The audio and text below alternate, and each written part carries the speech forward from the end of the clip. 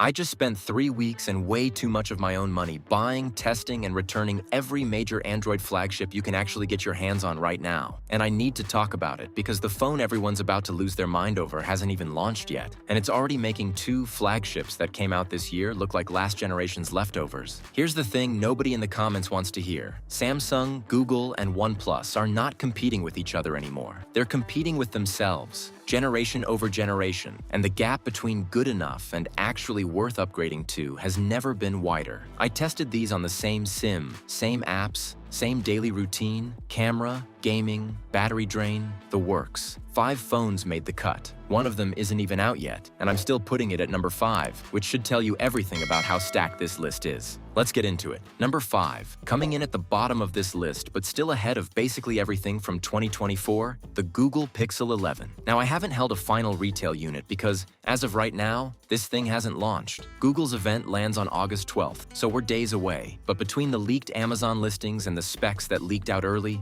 we already know enough to rank it, and enough to warn you about it. The good news? The Pixel 11 is expected to run on Tensor G6, reportedly built on a 2-nanometer process, which on paper means better efficiency, less heat, and battery life that doesn't fall off a cliff by dinner time. Google's also expected to finally address the modem complaints longtime Pixel owners have had for years by switching away from Samsung's modem hardware entirely. Now the bad news. And this is why it's sitting at number 5 and not higher. Leaks point to the base Pixel 11 losing its telephoto camera altogether, and a battery that's actually smaller than the Pixel 10's. Pricing leaks also suggest Google is dropping the 128GB tier completely and pushing the starting price up by $100 across the board. So you're paying more for a phone that, on paper, does less in at least one category. That's not innovation. That's a price hike wearing a new chipset as a disguise. If the leaks hold up, this is a wait for the Pro model situation, not a buy the base phone situation. Number 4, the Samsung Galaxy S25 Ultra. Yes, I know there's a newer Samsung on this list. Stick with me because the S25 Ultra earns its spot here for one reason: value. This phone has been out long enough that prices have dropped. Deals are everywhere, and you're getting a phone that was the undisputed king of Android for the better part of a year.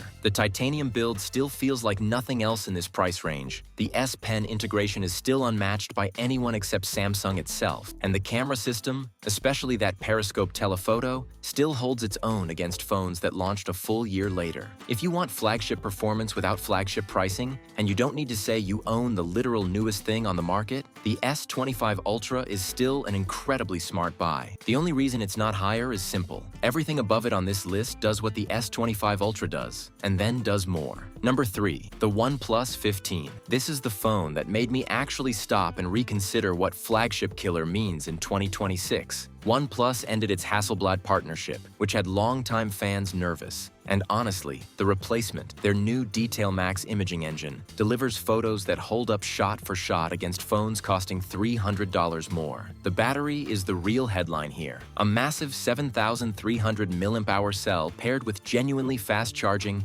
means I was regularly pulling 2 full days of moderate use out of this thing. I stopped even thinking about where the nearest outlet was, which is not something I say about most flagships I test. The 165Hz display is also one of the smoothest panels I've used on any Android phone this year, full stop. Starting at $899, it undercuts Samsung and Google by a meaningful margin while matching or beating them in battery life and raw gaming performance, thanks to the Snapdragon 8 Elite Gen 5 chip. The trade-off: software support windows still lag behind Samsung and Google, and OnePlus's camera processing, while dramatically improved, still occasionally overprocesses skin tones in tricky lighting. Minor complaints for a phone this good at this price. Number 2, the Google Pixel 10 Pro XL. This is the phone I keep recommending to friends who ask me what to buy today, not what to wait for. The Tensor G5 chip paired with Google's ProRes zoom feature is legitimately the most impressive computational photography I've tested on any phone this year. I shot photos at 100 times zoom that came back readable, not just recognizable, readable. That's absurd for a smartphone camera. Pixel Snap,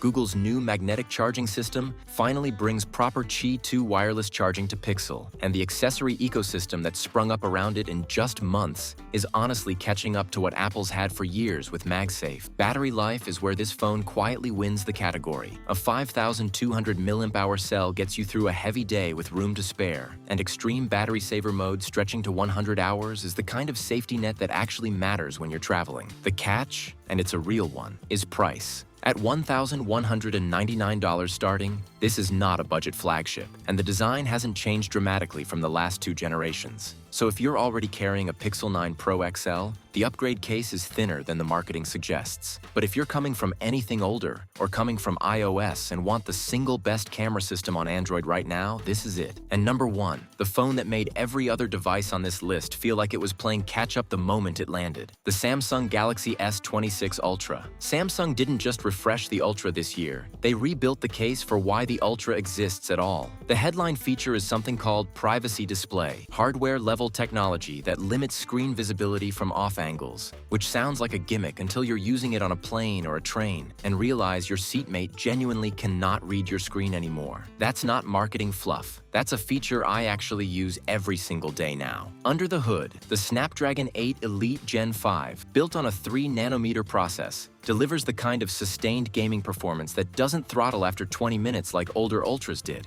The camera system brings genuinely upgraded telephoto performance and a new night videography mode that uses AI-powered noise reduction to make handheld low-light video look like it was shot on a gimbal. I filmed a night walk through a city with zero stabilization gear, and the footage looked professionally rigged. The integrated S Pen returns. The 6.9-inch display is as good as anything on the market, and even the design tweaks, a slightly refined camera housing and a case that's marginally slimmer than the S25 Ultra, add up to a phone that feels genuinely new in your hand, rather than a rehash with a new sticker. Starting at $1,299, it's not cheap, and it was never going to be. But if you want the single best Android phone money can buy today, full stop, no asterisks, no waiting for a firmware update to fix something, this is the one. Quick, honest notes on timing before you buy anything on this list. If you want the Pixel 11, wait for August 12th and see the actual specs before you commit, because leaks and reality don't always match. If you want the OnePlus 15, buy now. Prices haven't moved much and probably won't drop significantly until next year's model gets close. And if you're eyeing the S26 Ultra, keep an eye out for Samsung's usual trade-in promotions. They tend to knock a couple $100s off effectively without waiting for an actual price cut. That's the list. 5 phones, 1 still unreleased, 1 aging gracefully into bargain territory, and 1 that's simply the best Android phone you can buy right now. Let me know in the comments which one you're actually buying, and if this saved you from an impulse purchase you would have regretted, you know what to do. See you in the next one.